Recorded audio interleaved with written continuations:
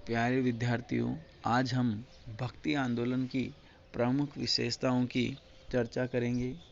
भक्ति आंदोलन कालीन संतों के द्वारा सबसे पहले सामाजिक समानता के ऊपर जोर दिया, अर्थात समाज के विभिन्न वर्गों, विभिन्न भेदों, जात पात, छुआछूत आदि का एक स्वर से विरोध किया और उनका मानना था कि विभिन्न प्रकार के भेद मनुष्यकृत हैं और ईश्वर की नज़र में सभी समान हैं और सभी मुक्ति के पात्र हैं, बशर्ते वो भगवान के प्रति पूर्ण समर्पण, आस्था और सच्चे हृदय से भगवान का ध्यान करें, भगवान की भक्ति करें, तो उनको सभी को मोक्ष प्राप्त हो सकती है।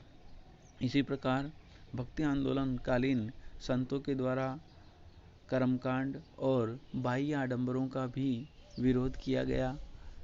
भगवान को पाने के लिए श्रद्धा, प्रेम और समर्पण आवश्यक है, न कि विभिन्न प्रकार के तप, व्रत, उपहास, तिलक, छापा या विभिन्न प्रकार के समाज में प्रचलित जो भी आडंबर है, उन सब का भक्तिकालीन संतों के द्वारा विरोध किया गया है और निश्चल हृदय से प्रभु की भक्ति पर जोर दिया है। जिस प्रकार से मीराबाई पूर्ण समर्पण से भगवान कृष्ण की भक्ति करती है, सूरदास पूर्ण समर्पण से भगवान कृष्ण की भक्ति करते हैं, उसी प्रकार मनुष्यों को भी विभिन्न प्रकार के आडंबरों से दूर रहते हुए निश्चल हृदय से भगवान की भक्ति करनी चाहिए, भगवान के प्रति अपने जीवन को समर्पण करना चाहिए और इस प्रकार करते हुए वो आसानी से मुक्ति प्राप्त कर सकते हैं। इसी प्रकार सभी संतों के द्वारा एकेश्वरवाद के ऊपर जोर दिया गया है। उनका मानना है कि ईश्वर एक है, सर्वव्यापी है और सर्वशक्तिमान है। ईश्वर के जो विभिन्न नाम राम, कृष्ण, रहीम, करीम आदि एक ही ईश्वर के विभिन्न नाम है। कबीर के अनुसार जिस प्रकार से सोना विभिन्न प्रकार के जेवर बनाए जाने पर अलग अलग नाम से पुकारा जाता है, परंतु मूल रूप से वो सोना ही है, वैसे ही ईश्वर के भी अलग अलग रूप है। कोई राम को भक्ति करता है, कोई कृष्ण की भक्ति करता है, कोई रहीम और करीम को मानता है, परंतु ये सभी एक ही ईश्वर तक पहुँचने के विभिन्न मार्ग है। इसलिए आपस में प्रभु के नाम को लेकर लड़ने से, झगड़ने से कोई फायदा नहीं है। केवल जिसमें भी व्यक्ति की श्रद्धा है उसी को संपूर्ण मानते हुए, उसी को ईश्वर मानते हुए उसको पूर्ण समर्पण भाव से भक्ति करनी चाहिए, नाम स्मरण करना चाहिए और उससे ही व्यक्ति मोक्ष और मुक्ति की प्राप्ति कर सकता है। इसके अलावा भक्तिकालीन संतों ने अपने उपदेशों के लिए लोक भाषाओं का चयन किया गया है। भक्ति आंदोलन से पहले भारत में संस्कृत भाषा का प्रचलन था। अधिकांश साहित्यिक ग्रंथ संस्कृत भाषा में रचे गए थे, परंतु चूंकि मध्यकाल में शिक्षा का स्तर धीरे धीरे कम हो गया था और संस्कृत भाषा में समझना और पढ़ना अधिकांश लोगों की क्षमता से बाहर था, ऐसे समय में भक्ति आंदोलन कालीन संतों के द्वारा उपदेश के लिए जन भाषा का चयन किया गया, जिससे उनके उपदेश साधारण लोगों तक पहुँचे और उन्होंने उनकी शिक्षाओं का अपने जीवन में पालन किया और ज़्यादा से ज़्यादा लोगों को उसका फायदा हुआ। साथ ही साथ लोक भाषाओं का विकास भी हुआ।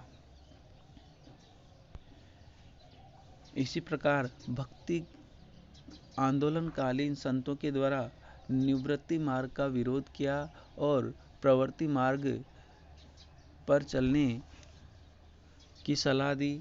निवृत्ति मार्ग से तात्पर्य है घर गृहस्थी को छोड़कर गृहस्थ जीवन को छोड़कर सन्यासी के रूप में जीवन धारण करना, अर्थात ईश्वर की उपासना के लिए अपना संपूर्ण जीवन समर्पित कर देना और गृहस्थ जीवन को छोड़ देना। परंतु भक्ति का आंदोलनकालीन संतों के द्वारा ईश्वर की प्राप्ति के लिए निवृत्ति मार्ग की निंदा की है और गृहस्थ जीवन जीते हुए भी भगवान को प्राप्त किया जा सकता है। विभिन्न प्रकार के गृहस्थ के कार्य करते हुए अपने परिवार को पालते हुए भी व्यक्ति ईश्वर की उपासना कर सकता है और ईश्वर की प्राप्ति कर सकता है। कबीर, रैदास आदि भक्तों ने गृहस्थ जीवन जीते हुए भगवान की भक्ति की और अंत में मोक्ष की प्राप्ति की। इस प्रकार से भक्तिकालीन संतों के द्वारा निवृत्ति मार्ग अर्थात संसार त्याग की भावना का भी विरोध किया है और बताया है कि गृहस्थ जीवन आध्यात्मिक चिंतन में बाधक नहीं बनता है। इसी प्रकार सभी भक्ति संतों के द्वारा गुरु की महत्ता पर जोर दिया है और कहा है कि ईश्वर को प्राप्त करने के लिए एक सच्चे गुरु अर्थात पथ प्रदर्शक का होना जीवन में बहुत आवश्यक है। गुरु के बिना ज्ञान संभव नहीं है। यहाँ तक कि कबीर ने तो गुरु की महत्ता ईश्वर से भी अधिक बताई है और कहा है, गुरु गोविंद दोहु कड़े काके लागू पाए, बलिहारी गुरु आपनो सदगुरु दियो मिलाए। अर्थात भगवान को प्राप्त करने का जो रास्ता है वो गुरु से होकर जाता है। अगर गुरु नहीं है तो भगवान की प्राप्ति संभव नहीं है। इसी प्रकार अन्य संतों के द्वारा भी गुरु की महत्ता पर जोर दिया है। हिंदू मुस्लिम समन्वय पर जोर। सभी भक्तिकालीन संतों के द्वारा हिंदू मुस्लिम समन्वय अर्थात हिंदू और मुस्लिम धर्म में जो नफरत और घृणा एक दूसरे के प्रति थी उसको दूर करने का प्रयास भी किया गया है और दोनों ही धर्मों के बाह्य आडंबरों और कर्मकांडों का पुरजोर विरोध इन संतों के द्वारा किया गया था। भक्ति आंदोलन एक जनवादी आंदोलन था अर्थात स्वतः स्फूर्त आंदोलन था। इसको किसी के द्वारा राज्याश्रय प्राप्त नहीं था। सभी भक्ति संतों ने अपना जीवन साधारण तरीके से गुजारा और पूर्णतः परमात्मा में लीन रहते हुए परमात्मा की भक्ति में अपने आप को समर्पित करते हुए इन्होंने मोक्ष की प्राप्ति की और सब लोगों को जो है प्रभु भक्ति का